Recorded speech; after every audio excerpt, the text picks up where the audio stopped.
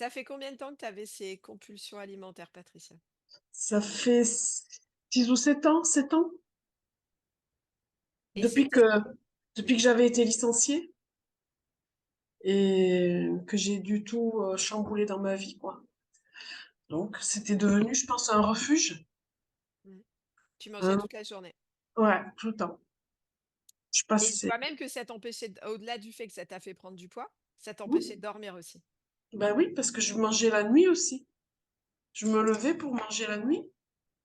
Comme je mangeais beaucoup et que je buvais beaucoup, parce que j'arrivais à boire 1 litre de lait par jour avec du café. Et j'allais souvent aux toilettes la nuit, donc puisque j'étais debout. On va en profiter. Continue. Waouh, waouh.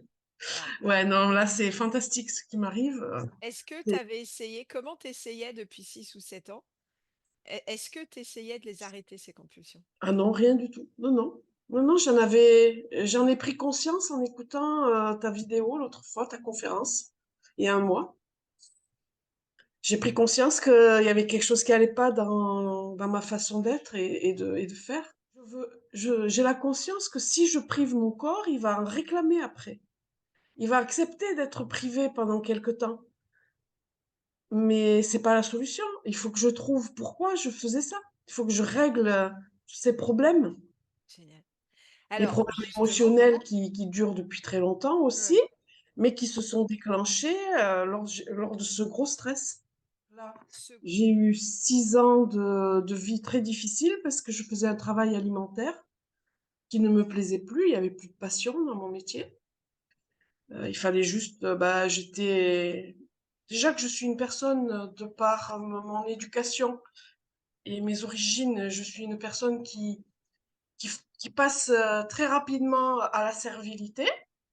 C'est inscrit, je pense, dans les gènes familiaux depuis la nuit des temps. Donc là, c'était encore pire parce que le client, me faisait marcher sur les mains, quoi.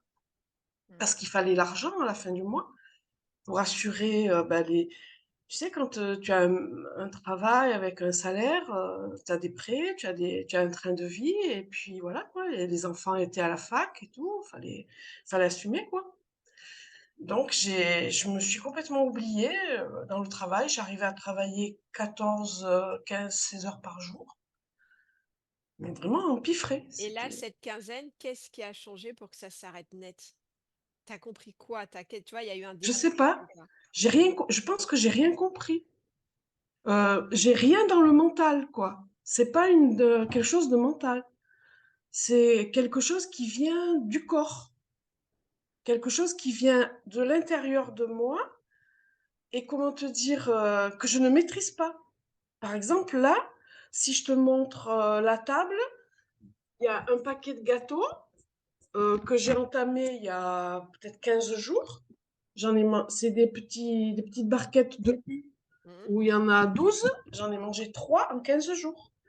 Et le jour où Normalement, tu aurais tout tilté, on n'en parlait plus. avant, bah, oui, j'en aurais acheté 10 depuis, tout ça. Mais là, ils sont là et je ne veux pas les enlever de ma vue. Parce que je ne veux pas faire comme certaines copines qui ont ces Attila dans la maison, il n'y a plus rien, et dès Mmh. qu'elles sortent, elles s'empiffrent.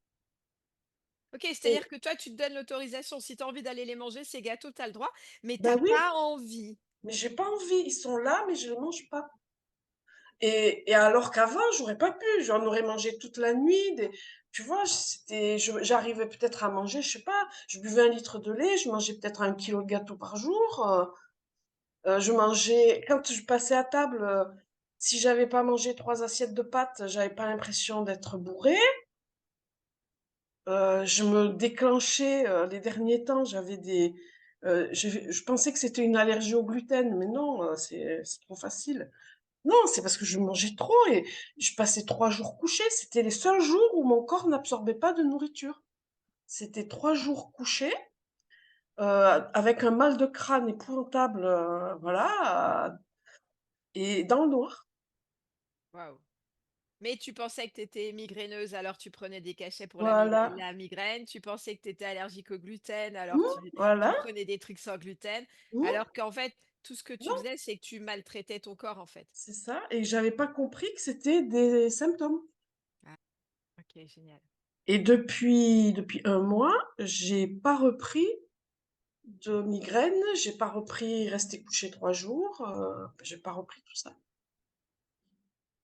Oui, je Ça, en pensais fait. qu'il y avait que les autres qui pouvaient me maltraiter, par leurs paroles, par leurs actions, par, tout un tas de choses et je pensais pas que moi-même je pouvais, exercer de la maltraitance sur mon corps